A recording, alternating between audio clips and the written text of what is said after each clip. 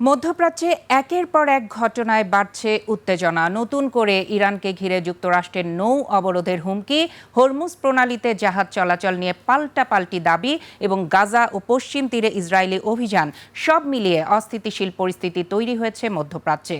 অন্যদিকে মার্কিন চার্চের ডি অ্যাফেয়ার্সের সাথে সাক্ষাৎকারের সময় ইসলামাবাদ সমঝোতার স্মারকই একমাত্র পথ বলে দাবি পাকিস্তানের।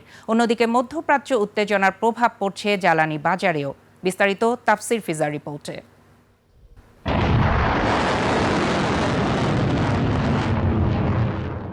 মধ্যপ্রাচ্যে নতুন করে উত্তেজনা এখন চরমে। ইরানের উপর চাপ আরও বাড়ানোর ঘোষণা দিয়েছে যুক্তরাষ্ট্র।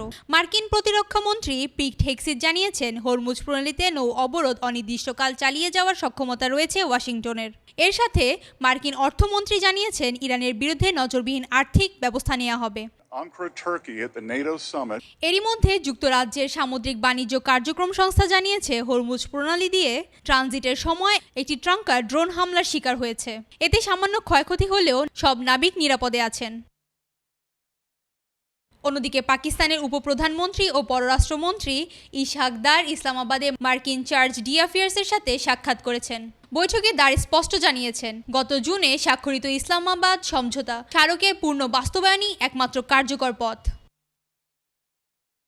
এদিকে হরমুজ প্রণালীতে জাহাজ চলাচল নিয়ে যুক্তরাষ্ট্র ও ইরানের পরস্পর বিরোধী অবস্থানের কারণে বিশ্ববাজারে নতুন করে সরবরাহ নিয়ে উদ্বেগ তৈরি হয়েছে। এর ফলে বেড়েছে তেলের দাম। ব্যারেল প্রতি 90 সেন্ট বা 1.03% বৃদ্ধি পেয়ে $87.79 দাঁড়িয়েছে। যুদ্ধের আঁচ ছড়িয়ে পড়েছে গাজা ও এর আশেপাশের অঞ্চলেও।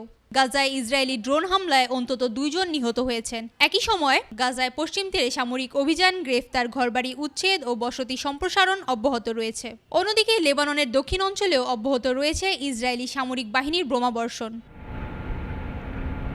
তাফসির ফিজা, 21 টেলিভিশন।